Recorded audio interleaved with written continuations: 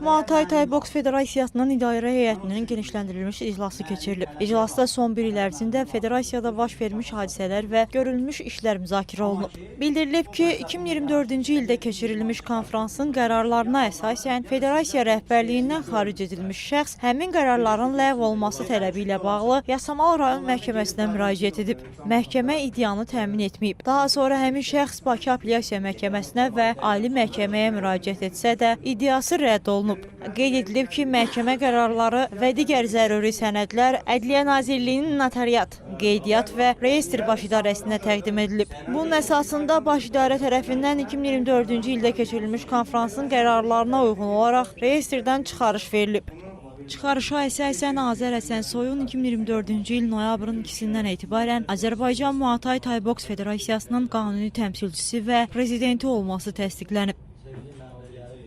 Təcrübəli hakimdir. İnşallah olacaq. Bugünkü toplantının əsas məqsədi geniş ictimaiyyətə bizim üzvlərimiz vasitəsilə məlumat vermək idi. Çünki bilirsiniz ki, son bir ildə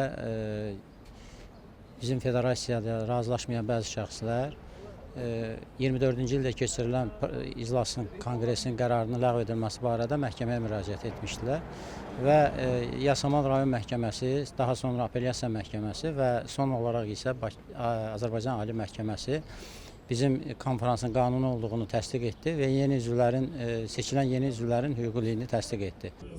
Açıq qapı belədir də qardaş. İndi çıxıblar federasiyadan. İclasda qarşıdan gələn Azərbaycan çempionatına hazırlıq məsələləri də müzakirə olunub. Təşkilati məsələlərə baxılıb və müvafiq iş bölgüsü aparılıb. Gündəliyə uyğun olaraq federasiyanın fəaliyyətində və tədbirlərdə üzürlü səbəbi olmadan iştirak etməyən 2 nəfərin üzvlüyü məsələsinə də baxılıb. Müzakirələrin yekununda həmin şəxslərin federasiya üzvlüyündən xaric edilməsi barədə qərar qəbul olunub.